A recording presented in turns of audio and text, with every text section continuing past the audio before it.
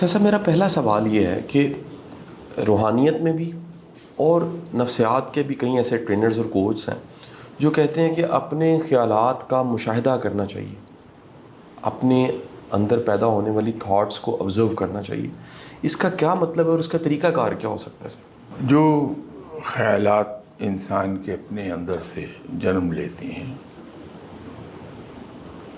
اس کی بنیاد دو طرح کی ہوتی ہے. ایک تو ہماری آبزرویشن ہے جو علم حاصل کرنے کا ایک ذریعہ ہے.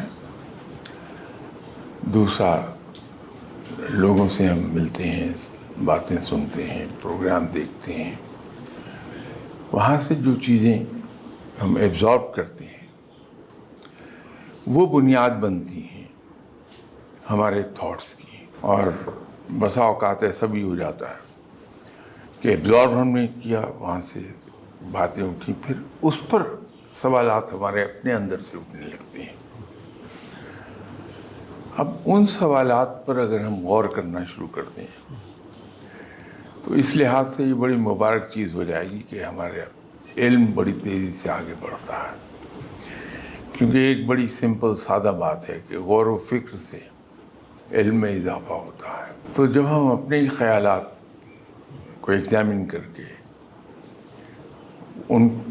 ان پر آگے سوچتے ہیں، ان کا جواب تلاش کرنے کی کوشش کرتے ہیں، مختلف جو برانچز ہیں علم سیکھنے کی، جیسے آبزرویشن ہے، ریڈنگ ہے، لوگوں سے ملنا ہے،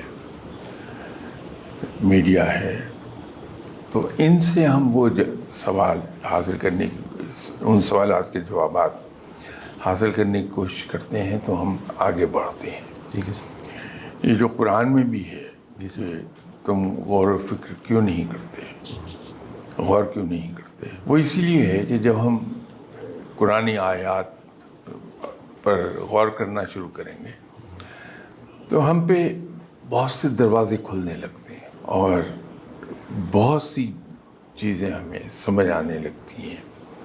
اور جب چیزوں کو ہم سمجھنے لگتے ہیں تو رب تعالیٰ کی قدرت کی ہیبت ہم پر طاری ہوتی ہے. ایک بڑی معروف کوٹیشن ہے سر، میں چاہوں گا سر اس کو ایکسپلین کر دیا جائے. سر کوٹیشن یہ ہے کہ اللہ کے لیے مرنا آسان ہے، اللہ کے لیے جینا بڑا مشکل ہے. بے شک. اس کا سر کیا مطلب ہے؟ دیکھیے، اللہ کے لیے جینے کا مطلب یہ ہے کہ زندگی کو ہم ان اصولوں اور قوانین کے تحت گزارنا شروع کر دیں جو رب تعالیٰ نے ہمیں دین کی صورت میں دیے ہیں. تو جب ہم دین کے احکامات کے تحت جیتے ہیں تو ہم اللہ کے لیے جی رہے ہیں. ہماری پسند اللہ کے لیے ہے، ہماری دوستی اللہ کے لیے ہے، ہماری دشمنی اللہ کے لیے ہے. جب ہم اس طرح سے جئیں گے وہ واقعی بڑا مشکل کام ہے. بہت سی ڈسٹریکشنز آتی ہیں، بہت سی ترغیبات آتی ہیں، خوف آتا ہے، اندر کا خوف ہے، معاشرے کا خوف ہے، لوگوں کو خوف ہے. ہم بہت سے کام نہیں کر پاتے جو کرنے چاہیے کہ دین ہمارا کہتا ہے. تو جب ہم اس طرح سے جیتے ہیں کہ ہمارا اٹھنا بیٹھنا، کھانا پینا، دوستی دشمنی سب رب کے لیے ہو جاتی ہے اور ہم اس کے احکامات کے تحت زندگی گزار رہے ہوتے ہیں، تو وہ اللہ کے لیے جینا ہے، وہ واقعی بہت دشوار ہے. اللہ کے لیے مرنا تو اتنا زیادہ مشکل نہیں ہے، وہ تو آسان ہے. صحیح سر. سر جس طرح ہر چیز کا ارتقاء ہے سر، تھاٹس کا ارتقاء ہے سر، انسان کی شخصیت کا ارتقاء ہے، انسان کے علم کا ارتقاء ہے، سر کیا روحانیت میں بھی کوئی ارتقاء کا عمل ہے؟ فقر کے حوالے سے کسی ارتقائی مراحل سے گزرا ہوتا ہے اور وہ ارتقاء اسے محسوس ہوتا ہے یا کسی کو محسوس ہو جاتا ہے کہ یہ ایک پروسیس تھا ڈیولپمنٹ کا جس میں سے گزرتے گزرتے یہ یہاں پر پہنچا. روحانیت بھی اس قانون فطرت سے مبرہ نہیں ہے. جیسے کئی بار آپ سے پہلے بھی بات ہوئی کہ رب تعالیٰ کے تمام کام ارتقائی ہیں، انقلابی نہیں ہیں. اس میں ریولوشنری چینجز نہیں ہیں، کہیں ایولیوشنری چینجز ہیں. ہم دنیاوی تعلیم کی طرف بھی اگر چلے جائیں تو ہم داخل ہوتے ہیں پری اسکول میں، جس کو نرسری اور فیام میں ہم کہتے ہیں. وہاں سے کلاس 1 پھر کرتے کرتے ہم PhD تک چلے یا ڈاکٹریٹ کرتے ہیں کسی سبجیکٹ میں. اب یہ ایک ارتقائی عمل ہے, ایسا نہیں ہوا کہ یکلخت ہو گیا. روحانیت جو ہے اس کے اندر بھی علم ارتقائی عمل کے تحت یہ آتا ہے کہ ہم تھوڑا سا علم ہمیں آتا ہے, پھر اس کے بعد بڑھتا جاتا. تو حتیٰ کہ علم کے ایک بڑے مقام پر آدمی پہنچ جاتا ہے. اس میں ایک کمال کی بات یہ ہے کہ جب انسان کو روحانی علم یا روحانیت تھوڑی سی بھی ملتی ہے, جتنی کم ملتی ہے اتنا ہی زیادہ اس کے اندر زور شور ہوتا ہے. اس کے اندر ایک خواہش ہوتی ہے کہ لوگ جانیں کہ میں کیا ہوں. جو علم زیادہ حاصل ہوتا چلا جاتا ہے اس کی آنکھیں کھلتی جاتی ہیں, تو اس کے اندر ایک ٹھہراؤ پیدا ہوتا جاتا ہے, بہت دھیما پن آ جائے گا. بالکل ایسے ہی جیسے پہاڑی ندی ڈیپتھ بہت کم ہوتی ہے لیکن پانی بڑے زور شور سے بہ رہا ہوتا ہے, اس کا فلو تیز ہوتا ہے, اس کا شور بہت ہوتا ہے. اس کی نسبت آپ اگر ایک دریا کو دیکھیں تو دریا کے بہاؤ میں بھی بڑی کامنس ہوتی ہے, آواز بھی نہیں پیدا ہوتی اس کی. سمندر بہت بڑا ہے, بڑا گہرا ہے, اتنا ہی پرسکون رہتا ہے وہ. تو جتنا زیادہ انسان کے پاس علم آتا جاتا ہے اس کے رویے میں فرق آتا ہے. وہ کبھی شو آف کرنے پر نہیں آئے گا. تو یہ ارتقائی عمل تو ہر جگہ ہے. تو یہ ایک اضافی بات میں نے اپنی طرف سے عرض کر دی کہ جتنا زیادہ انسان کے پاس علم آتا ہے اتنا ہی زیادہ اس میں ٹھہراؤ, اس کے اندر تحمل, ایک بردباری, یہ علم کے زیادہ ہونے کی پہچان ہے. ٹھیک ہو. جتنا کم علم ہوگا اتنا ہی پہاڑی ندی کی طرح اس کے اندر تیزی ہوگی, اس کے اندر شور ہوگا, اور جتنا زیادہ علم ہوگا وہ سمندر کی طرح پرسکون ہوتا جائے گا. سر بعض اوقات کسی جگہ پر جانے سے, کسی کو ملنے سے, یا بعض اوقات کو ملنے والا ایسا آ جاتا ہے جس کے ملنے کے بعد کثافت فیل ہوتی ہے, بوجھل پن فیل ہوتا ہے. کیا سر یہ کثافت جو ہے یہ حسد ہے, یہ کینہ ہے, یا نظر کا لگنا ہے؟ اور بعض اوقات یہ کثافت سر 2-3 دن تک چلی جاتی ہے اس کو ختم ہونے میں. بالکل سر اسی طرح الٹا ہے, کچھ لوگ ایسے ہوتے ہیں جن سے مل کے آپ ہلکا پھلکا محسوس کرتے ہیں, آپ کی فکریں کم ہو جاتی ہیں, آپ کے بعض اوقات مسئلہ ختم تو نہیں ہوتا لیکن مسئلے کی حیثیت بدل جاتی ہے. یعنی یہ دونوں چیزیں 180 ہیں. سر یہ جو پہلا حصہ میں نے بتایا سر, یہ کثافت کا محسوس ہونا, اس کو کیا نام دیا جا سکتا ہے اور اس کا کیا مطلب ہے سر؟ انسان جس سے ہم مل رہے ہیں وہ فطرتاً کیسا ہے یہ اس کے پاس ملنے کے لیے آنے والے آدمی پر بہت اثر انداز ہوتا ہے. ہم میں سے ہر شخص کے اندر رب تعالیٰ نے ایک سینس رکھی جس کو عام طور پہ سائنس 6th سینس کہتی ہے. علم نفسیات میں اس کو 6th سینس میں ہم لیتے ہیں. وہ 6th سینس اتنی زیادہ اسٹرانگ ہے ہماری کہ اس شخص کی چھپی ہوئی فطرت جو اس کے اندر ہے اس سے ایمٹ ہونے والی لہروں کو ہم محسوس کرتے ہیں. وہ بندہ بظاہر کتنا ہی اچھا, کتنی محبت سے, کتنی نرمی سے مل رہا ہو, لیکن ہمارے اندر ہوتا ہے کہ نہیں, there is something wrong. وہ اثرات ہم پر بڑے بری طرح پڑتے ہیں اور وہ ہمیں کثافت کا احساس دلاتے ہیں. ایک تو یہ ہے. دوسری چیز یہ ہے کہ وہ جو ماحول ہے اس کے اندر, جہاں کہیں آپ دیکھیے ہم مسجد میں جا کے بیٹھتے ہیں, وہاں ہر طرح کے لوگ آ رہے ہیں, لیکن مسجد میں ذکر رب کا ہوتا ہے. تو کسی مسجد میں داخل ہو جائیے, وہاں ہمیں ایک بڑے لائٹنس کا احساس ہوتا ہے کہ بڑی لائٹ ہیں چیزیں یہاں. روح کو ایک عجیب سی خوشی کا احساس ہوتا ہے کہ وہاں رب کا ذکر ہو رہا ہے. تو ہم جب کسی ایسے آدمی سے جا کے ملتے ہیں جو خفیہ طور پر ہی صحیح لیکن رب کا ذکر کرتا ہے، رب کو پکارتا ہے بیٹھ کے. جب ہم اس سے ملتے ہیں تو ہمیں ایک عجیب طرح کی خوشی ہوگی. اس کے برعکس ہم کسی ایسی جگہ چلے جائیں جہاں ذکر کے برعکس ہر کچھ کام ہوتے ہیں گرچہ ہمیں پتہ نہیں چلتا، تو وہاں ایک بوجھل پن ہمیں محسوس ہوگا. ہمارا دل یہ چاہے گا کہ اٹھ کے بھاگ جائیں.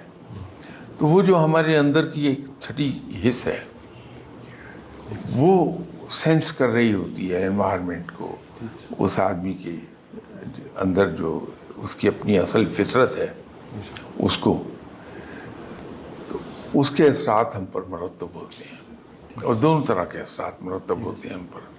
اور اسی وجہ سے کچھ لوگوں سے ہم ملتے ہیں، وہ بیچارے بڑی محبت سے ہم سے ملیں گے، لیکن ہمارا دل نہیں چاہے گا وہاں دوبارہ جانے کو.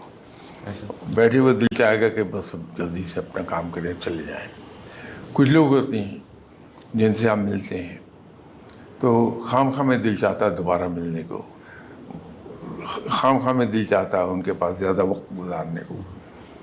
وہ اس آدمی کی اندر کی جو فطرت ہے وہ ہم پر اثر انداز ہو رہی ہوتی ہے.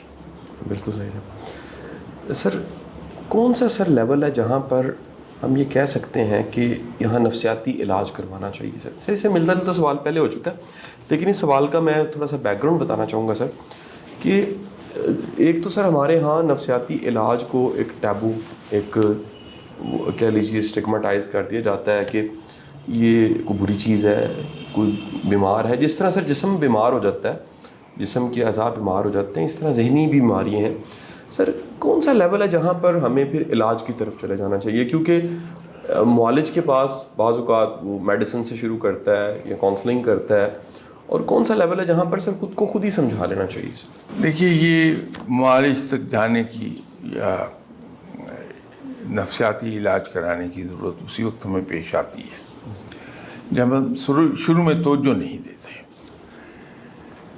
اگر کوئی چیز ہمیں بادر کرنے لگی ہے، ہم پریشان ہو رہے ہیں، اس کی وجہ سے ہمارے اندر ڈپریشن کی سی علامات ظاہر ہو رہی ہیں، اگر ہم فوری طور پہ کسی ایسے آدمی پہ جس پہ ہمیں پورا یقین ہے کہ ہم بھروسہ کر سکتے ہیں، اس سے ذاتی بات کر سکتے ہیں، اور ہم یہ سمجھتے ہیں کہ اللہ تعالیٰ نے اس پر رحمت فرمائی ہے، وہ علم میں بھی زیادہ ہے، عقل میں بھی زیادہ ہے، تجربے میں بھی ہم سے زیادہ ہے، ہم اس کے ساتھ جا کے اگر ڈسکس کر لیں اپنا مسئلہ، تو وہاں تک نوبت ہی نہیں جائے گی کہ ہم دوائیوں پر لگ جائیں.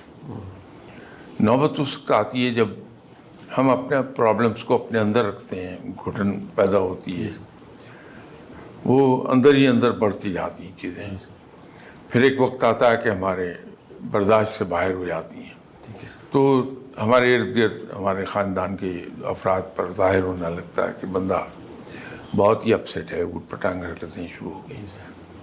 تو وہ اس سٹیج پر ہمیں پھر معالج کے پاس لے جائیں گے. معالج کے لیے بھی یہ ڈیفیکلٹ سچویشن آتی ہے کہ بندہ اس وقت آیا اس کے پاس جو چیزیں بالکل بگڑ چکی ہیں، لیکن ہم اگر شروع ہی میں کسی ایسے آدمی سے مل لیں تو وہ آپ کی کاؤنسلنگ ہو جائے گی اس طرح سے کہ چونکہ وہ صاحب علم ہے، اس کے اندر تحمل بہت ہے، وہ موقع دے گا کہ آپ بول لیں، جو کچھ آپ کے اندر ہے اگل دیں آپ اس کو سب. صرف کیتھارسس کر لینے سے ہی 90% انسان کو آرام آ جاتا ہے. آپ دیکھیں گے آپ کے پاس کوئی آدمی آیا کہ اپنے دکھ درد بتا رہا ہے زندگی کے، آپ اس کو خاموشی سے لیکن تو متوجہ ہو کے پوری طرح توجہ سے سن رہے ہیں، اس آدمی کو فیلنگ مل رہی ہے کہ قاسم شاہ صاحب میری بات پوری توجہ سے سن رہے ہیں. وہ بیان کرتا ہے، گھنٹہ لے لیتا ہے آپ کے ساتھ، آپ اس کو کوئی مشورہ اچھا دیں یا نہ دیں، وہ ہلکا پھلکا ہو کے چلا جاتا ہے، اس کے مسائل حل ہو جاتے ہیں. اب جب وہ جو چیزیں اس کے ذہن پر بوجھ تھیں وہ بوجھ اس نے آف لوڈ کر دیا آپ کے پاس، اب اس کا ذہن پھر کام کرنے لگا، تو سولوشن اس کو خود مل جائے گا. 90% کیسز میں یہ ہو جائے گا. باقی 10% کیسز ایسے ہیں کہ وہ اپنا مسئلہ آپ سے بیان کرتے ہیں، آپ نے پوری توجہ سے سنا اس کو، ٹھیک ہے سر. اور اس کے بعد آپ نے اپنے علم، تجربہ اور عقل ان کو استعمال کرتے ہوئے ان کو کوئی حل دے دیا، تو اس کا مسئلہ حل ہو جائے گا. دوائیوں تک نوبت ہی نہیں جاتی. ہمارے یہاں آج کل ایک پرابلم آ رہی ہے کہ بہت بڑی تعداد میں لوگ ہیں جو ڈپریشن کا شکار ہو جاتے ہیں. میرا تجربہ یہ ہے کہ جو لوگ ڈپریشن کے شکار ہو جاتے ہیں ان کو اگر آپ اسٹڈی کریں ذرا سا تو آپ دیکھیں گے کہ ان کی زندگی میں کوئی تفریح نہیں ہے. میں وقت گزارنے کی بیٹھ کے سوچوں میں یا اور عجیب و غریب قسم کی عادات کی بات نہیں کر رہا. جو ریئل تفریح، صحت مند تفریح ان کی زندگی میں نہیں ہے. تو ایسا آدمی جو اس طرح کے ڈپریشن کا شکار ہو رہا ہے، آپ اس کو اگر یہ کہہ دیں کہ وہ کوئی گیم کھیلنا شروع کر دے، روزانہ ریگولر 1 گھنٹہ کھیل لے، ٹھیک ہے سر. جیسے بیڈمنٹن ہے، لان ٹینس ہے، ٹیبل ٹینس ہے. ایک بہت اچھی گیم ہے جس میں آدمی پوری طرح ایبزارب ہو جاتا ہے، دنیا سے کٹ جاتا ہے. گولف ہے، ہاکی ہے. یہ 2 کھیلیں ایسی ہیں، ہاکی اور گولف، جس میں انسان پوری طرح ڈوبا ہوا ہوتا ہے. تو دنیا سے کٹتا ہے، دنیا کی تفکرات ان سے کٹ جاتا ہے، تو تفریح اس کو مل جاتی ہے، وہ ریکور کر جائے گا. ایک اور گیم اس معاملے میں بڑا ہیلپ کرتے گی، وہ ہارس رائڈنگ ہے. یہ عجیب و غریب کھیل ہے، میں تو اسے کھیل ہی کہتا ہوں، کہ جب آپ گھوڑے پہ سوار ہو جاتے ہیں ایک بار تو وہاں صرف اور صرف آپ ہوتے ہیں اور آپ کا گھوڑا ہوتا ہے. اور مزے کی بات یہ ہے کہ دونوں ایک دوسرے کو مینٹلی کمیونیکیٹ کر رہے ہوتے ہیں. ایک زمانے میں رائڈنگ سیکھ رہا تھا، یو کے گیا ہوا تھا چھٹیوں پر، تو وہاں میں ایک رائڈنگ اسکول میں رائڈنگ سیکھنے لگا. تو میری انسٹرکٹر تھیں جیکی، اس کو کہتے تھے، تو وہ سکھا رہی تھی مجھے. تو ایک دن مجھے کہنے لگی کہ مسٹر شاہ، یہ گھوڑا جو ہے تمہارے مائنڈ کو ریڈ کرتا ہے. تو میں نے دل میں کہا کہ یار کیا ایبسرڈ بات کر رہی ہیں، گھوڑا کیسے میرے مائنڈ کو ریڈ کر سکتا. تو اس نے شاید میرے فیس ایکسپریشن سے ریڈ کیا. مجھے کہنے لگی کہ آئی ایم ناٹ کڈنگ، تو جسٹ ٹرائی اٹ آؤٹ. تو وہ جس ایرینا میں سکھا رہی تھی وہاں مختلف پوائنٹس پر انہوں نے بڑے موٹے بڑے سائز کے انگلش الفابیٹس لگائے ہوئے تھے. تو مجھے کہنے لگی کہ تم ایسا کرو کہ اپنے پاؤں اسٹرپ سے نکال لو اور پھر رینس گھوڑے کی چھوڑ دو اور ہوائی جہاز کی طرح بازو پھیلا لو اوپر. اب تمہارا کنٹرول گھوڑے پر نہیں ہونا چاہیے. تو اٹ واز آبویس کہ نہیں ہے. مجھے کہنے لگی اب تم یہ سوچو کہ تمہیں کون سے الفابیٹ کے قریب جا کے رکنا ہے. اب گھوڑا دوڑ رہا تھا، تو میں نے ابھی تک یاد ہے مجھے کہ پہلا جو الفابیٹ سوچا وہ کے تھا، کہ اچھا میں نیکسٹ راؤنڈ میں کے پہ رکوں گا.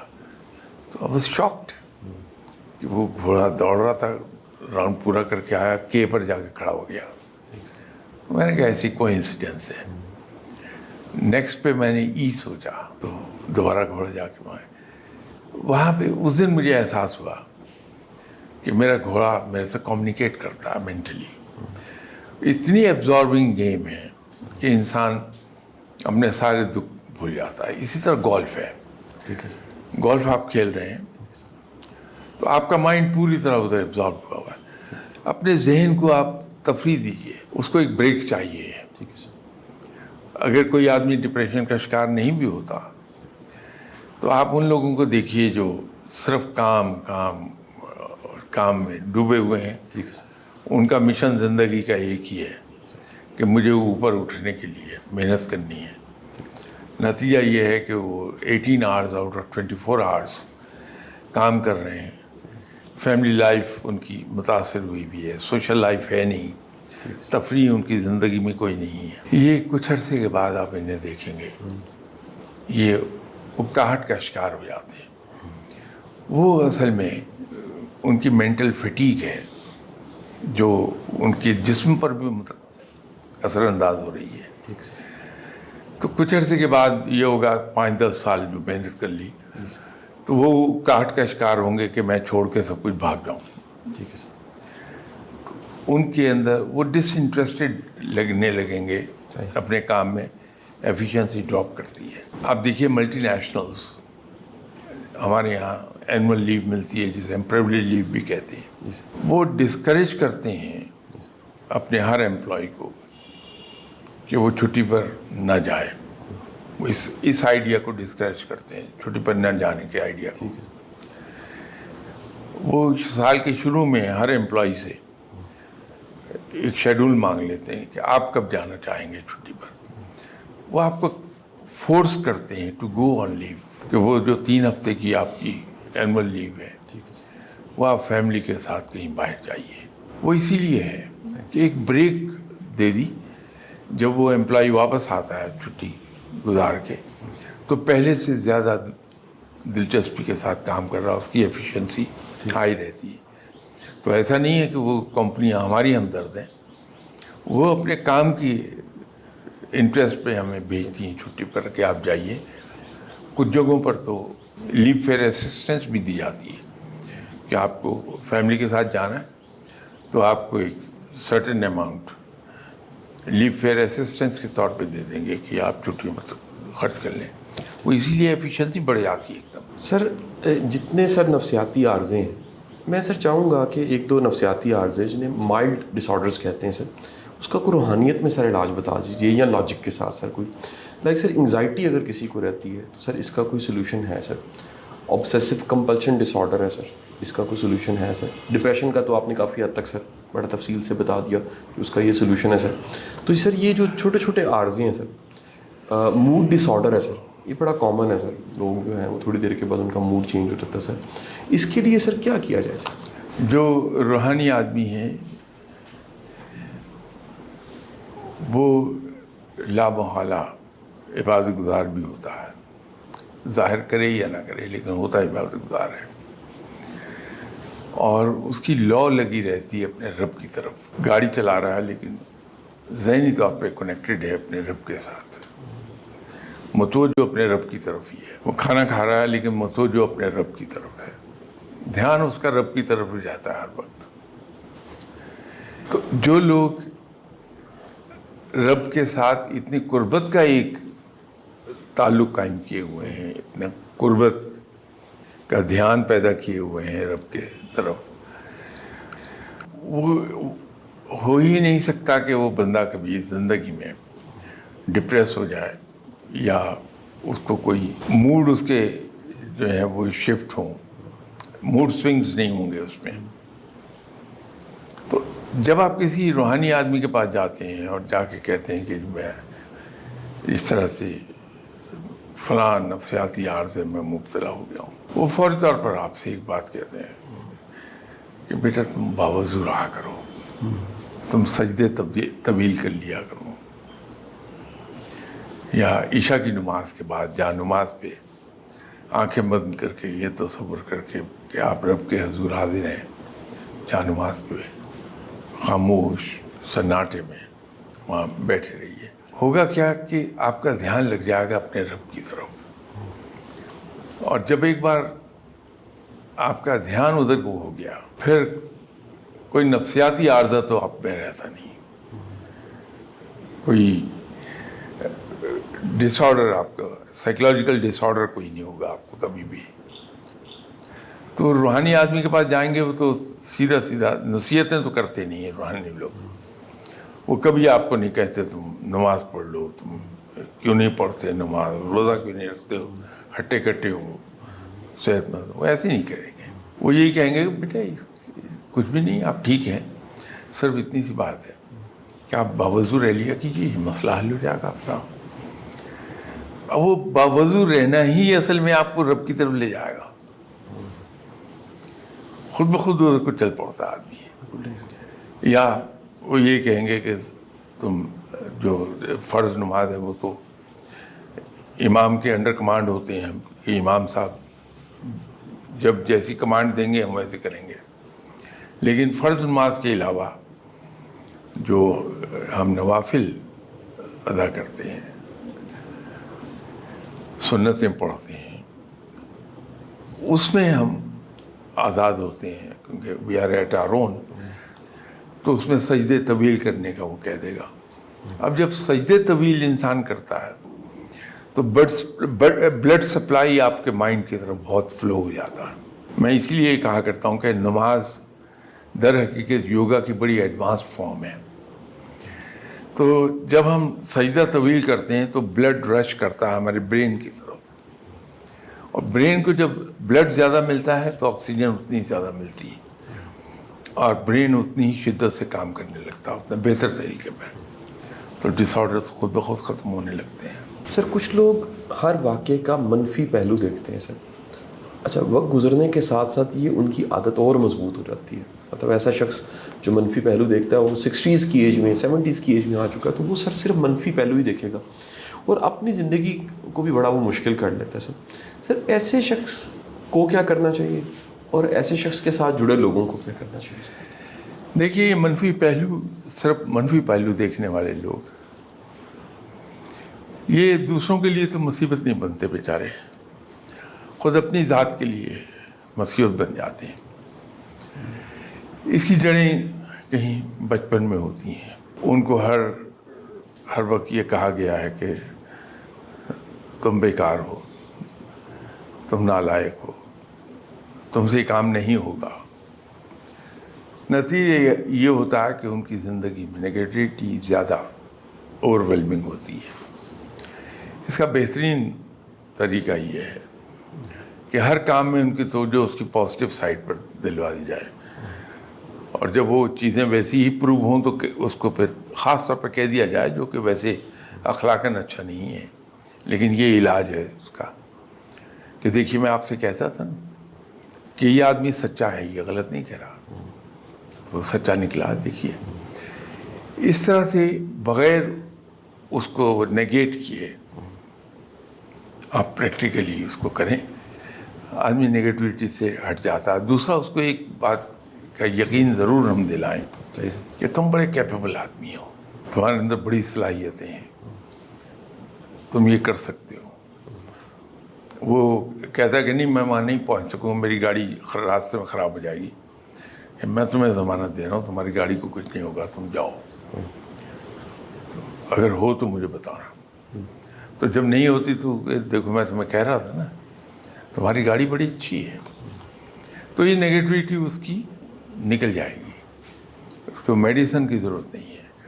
تو میڈیسن زیادہ تر جو طریقہ علاج ہے اس میں ٹرینکولائزرز ہیں، سیڈیٹیوز ہیں، وہ آدمی کی ذہن کو سلاتے ہیں. ٹھیک نہیں کر رہے، اب سلا رہے ہیں، جو اس سے بھی زیادہ خطرناک چیز ہے. صحیح. تو اس طرح سے یہ ٹریٹمنٹ اس کا کر کے اس کو ہم پازیٹیو سائڈ پر لا سکتے ہیں. صحیح سر چند دن پہلے کیونکہ سوشل میڈیا ایک بڑا اوپن ہو چکا ہے سر، ایک ایسا پلیٹ فارم ہے جس میں گاہے بگاہے آپ دوسروں کو، دنیا کو دیکھتے ہیں، ان کی رائے کیا ہے، وہ لائک کیا کر رہے ہیں، سبسکرائب کیا کر رہے ہیں، ڈسکس کیا کر رہے ہیں. تو چند دن پہلے کسی صاحب کی پوسٹ لگی ہوئی تھی سر، اور وہ شام کا ٹائم تھا، پرائم ٹائم میڈیا کا، اور اس میں انہوں نے سب کو دعوت دی ہوئی تھی سوشل میڈیا پہ کہ فوری طور پہ فلانا چینل لگائیے، 2 معروف صحافیوں کی آپس میں لڑائی ہو رہی ہے، وہ ضرور دیکھیے، آپ کو مزہ آ جائے گا.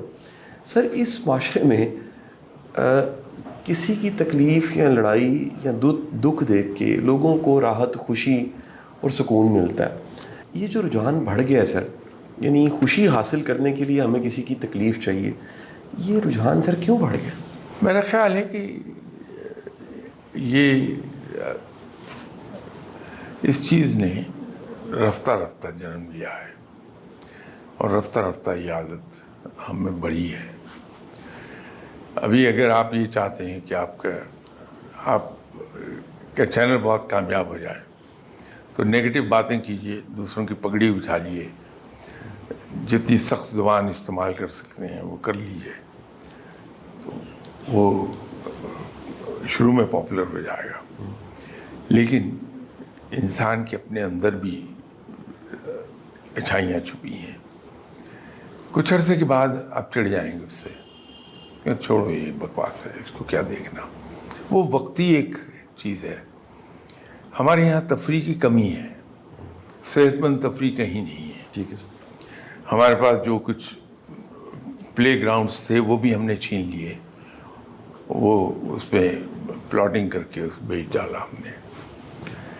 تفریح کہیں نہیں ملتی. اسکولز ہیں ہمارے، وہاں گراؤنڈس نہیں ہیں کہ جہاں بچے کھیل سکیں. ٹھیک ہے سر. مکانوں کے اندر ہم نے اسکول قائم کر لیے ہیں. گھٹن کا شکار ہیں ہم. یہ جو قومی سطح پر گھٹن ہے، یہ اس کے نتیجے میں یہ چیز سامنے آئی ہے. میں اکثر بیشتر مختلف چینلز پہ پروگرام میں یہ بات ضرور عرض کرتا رہتا ہوں کہ ہمیں اگر اپنے آپ کو صحت مند رویوں کی طرف لے کے جانا ہے تو قوم کو تفریح کے موقع دے دیجیے. ہمارے پاس تفریح کا کوئی موقع نہیں ہے. دوسرا، مہنگائی نے مارا ہے. صحیح سر. ہم اپنے فنکشنز کی خوشیاں انجوائے نہیں کر سکتے کہ وہ ذہن پر ہمارے بوجھ آ جاتا ہے اخراجات کا. تو قوم کو تفریح کی طرف لگائیے، صحت مند تفریح، تو آپ دیکھیے یہ چیزیں خود بخود ختم ہو جائیں گی. سر دکھ جو ہے سر، وہ کیا ذہن کی حالت ہے یا حالات ہیں؟ کیونکہ سر ذہن کی حالت کو بہت زیادہ دنیا میں ڈسکس کیا جا رہا ہے، مائنڈ فلنس اور پاور آف ناؤ اور پتہ نہیں کیا کیا سر اس پہ لٹریچر آ چکا ہے. کیا سر دکھ ذہن کی حالت ہے یا حقیقت میں بھی کوئی چیز ہے سر؟ کچھ دکھ تو ہیں جن کا وجود ہے، لیکن اصل میں یہ ذہنی کیفیت ہی ہے ہماری. آپ دیکھیے کچھ لوگ آپ کو ملیں گے، ان کا ایک ہی اکلوتا بچہ ہے، وہ قضائے الہی سے ان سے جدا ہو گیا ہے. ان لوگوں کو دیکھیے، وہ بڑے پرسکون نظر آئیں گے. آپ ان سے دکھ کا اظہار کیجیے تو ایک جواب آئے گا کہ رب تعالیٰ کی چیز تھی، اس کی امانت تھی، وہ لے گیا. کچھ لوگوں کو آپ نے دیکھا ہوگا کہ وہ ملٹی بلینئر ہوتے ہیں، اوور نائٹ بینکرپٹ ہو گئے. آپ ان سے جا کے بات کیجیے تو الٹا ہنستے ہیں. آپ سے ہنس کے کہہ دے گا، ارے شاہ صاحب میں کون سا پیدا ہوتے ہوئے لے کر آیا تھا، یہاں محنت سے بنایا تھا، رب تعالیٰ نے مجھے دیا تھا، وہ رب اس پر بھی قادر ہے مجھے دوبارہ دے دے گا. تو میں محنت کروں گا، رب تعالیٰ مدد فرمائے گا، میں دوبارہ اٹھ جاؤں گا. بہت بڑا دکھ ہے کچھ لوگوں کے 10 روپے گر جائیں. میں ذاتی طور پہ ایک صاحب سے واقف ہوں جن کے 5 پاؤنڈ اس والٹ میں تھے، تو وہ والٹ گاڑی کے اندر گرا، ان کے دوست نے چھپا لیا، مجھے معلوم تھا چھپا لیا. وہ ورچولی بے ہوش ہونے کے قریب تھا بندہ. یہ ذہنی کیفیت ہے. حالانکہ 5 پاؤنڈ کوئی اتنی بڑی رقم تو نہیں ہے، لیکن حقیقتاً وہ بے ہوش ہونے کے قریب ہوا تھا، اتنا دکھی تھے وہ. یہ ذہنی کیفیت ہے، ہماری اپروچ ہے. ہم بڑے سے بڑے حادثے کے لیے بھی، زندگی میں حادثے ہر ایک کے ساتھ پیش آتے ہیں. یہ جو اپروچ ہے ہماری کہ کوئی نہیں، میں ایک فریش سٹارٹ لے لوں گا، یا نہیں میں دوبارہ سے اس کو ٹھیک کر لوں گا. مکان میرا گر گیا، کوئی بات نہیں، جس رب نے مجھے پہلے دیا تھا اب بھی وہ مجھے ہمت دے گا، میں اسے بنا لوں گا. اب یہ ذہنی کیفیت ہے ساری. وہ دکھ اس سے نیگیٹ ہو جاتا ہے. تو ہم اگر ذہنی طور پہ مضبوط ہو جائیں اور رب پر بھروسہ اور ایک کانفیڈنس، انفیکٹ جو رب پر بھروسہ ہے، اندھا بھروسہ، وہ آپ کو کانفیڈنس بڑا کمال کر دیتا ہے. کوئی بڑے سے بڑا نقصان آپ کو ہلا ہی نہیں پاتا، ذرا برابر آپ کو جولٹ نہیں ملتا کوئی. یہی ہوتا ہے کہ اوکے کوئی بات نہیں، گیا جانے دیں، ٹھیک ہے، میرا رب مجھے اور دے دے گا، میں محنت کروں گا، رب مجھے نواز دے گا. صحیح. تو یہ اگر ہم ایک سوچ اپنے اندر پیدا کر لیں گے، رب پر بھروسہ اس طرح سے آ جائے گا، تو دنیا کا کوئی دکھ ایسا نہیں جو ہمیں دکھی کر دے. ایک سر آخری سوال سر یہ ہے سر مڈل ایج کرائسس پہ ہم بہت سی سر باتیں پہلے بھی کر چکے ہیں سر. بڑی دنیا ایسی ہے سر جو یہ سر زیادہ تر سر سیلف میڈ لوگوں کے ساتھ ہے سر یہ مسئلہ سر. یعنی کچھ لوگ ایسے ہیں سر جو پیدائشی ان کو اللہ تعالیٰ کوئی مال و متاع یا آسانی یا لگژری دے دیتا ہے سر. کچھ لوگ اسٹرگلر ہوتے ہیں سر. سر مڈل ایج کرائسس میں یہ بڑا کامن ہے, کتابوں میں بھی ہے سر, بے شمار ایسے لوگ ملتے ہیں کہ مڈل ایج میں وہ ناخوشی کا شکار ہو جاتے ہیں سر, ان کے پاس خوشی کی مقدار اتنی نہیں ہوتی سر. ایسے لوگوں کو کیا کرنا چاہیے سر؟ یہ بات شروع میں ہی پروگرام میں آپ نے فرمائی تھی, تو میں نے آپ سے عرض کیا تھا کہ وہ لوگ جو 18 hours out of 24 hours nonstop کام کرتے ہیں, ایک ان کے اندر جنون ہوتا ہے, ایک آبسیشن ہوتا ہے کہ مجھے اس مقام پر پہنچنا ہے. وہ اس کے لیے دن رات جان مار رہے ہوتے ہیں, اور اس پروسیس میں وہ اپنی فیملی لائف بھول گئے ہوتے ہیں, سوشل لائف بھول گئے ہوتے ہیں, اپنی ذات کو بھول گئے ہوتے ہیں. ایک وقت آتا ہے کہ فیٹیگڈ ہو جاتے ہیں. یہ بالکل ایسا ہے کہ آپ نے ایتھلیٹ دیکھے ہوں گے بہت سے, کہ وہ ریس میں حصہ لیتے ہیں, پوری قوت سے دوڑتے ہیں, لیکن جہاں وہ کھیل ختم ہوا وہیں ایک دم زمین پہ لیٹ جاتے ہیں اور منہ کھول کے سانس لے رہے ہوتے ہیں.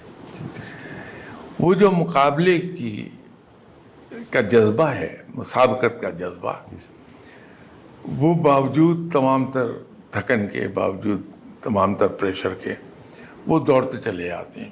لیکن جہاں ریس کے خاتمے کی لائن آئی, وہ ہر چیز ابھر کر ان کے اوپر سوار ہو جاتی ہے, زمین پہ لیٹ کے سانس لے رہے ہوتے ہیں. یہ ایسے لوگ بالکل ان کی مثال ایسی ہی ہے. لیکن اگر وہ یہ رکھیں کہ مجھے اپنی زندگی میں ایک بیلنس لانا ہے, اور اس بیلنس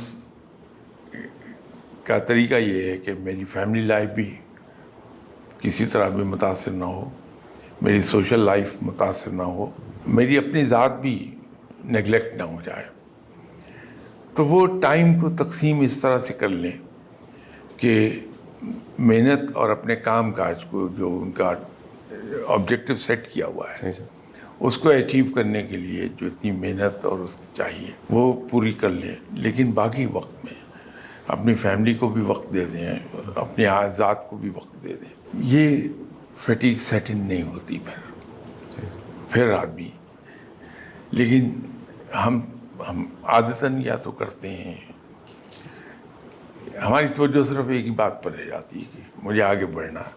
اولاد اگنور ہو گئی, نگلیکٹ ہو گئی ہے, وائف گھر بیٹھی بیچاری اذانیں دے رہی ہے کہ میں بھی دنیا میں ہوں, میرا خیال بھی کر لو. خود اپنا جسم ہمارا آوازیں دے رہا ہوتا ہے کہ کچھ میرے ساتھ بہتر سلوک کر لو. تو ہم اس دھن میں آگے بڑھتے جاتے ہیں, تو پھر اس کا نتیجہ لامحالہ یہی ہوتا ہے. یہ لازمی نتیجہ ہے کہ جس کو آپ مڈل ایج کرائسس کہہ رہے ہیں, وہ جو ہی ہم اپنے ٹارگٹ کے قریب پہنچے یا اچیو کیا, پھر ہم اس ایتھلیٹ کی طرح زمین پہ لیٹ کے سانس لے رہے ہوتے ہیں.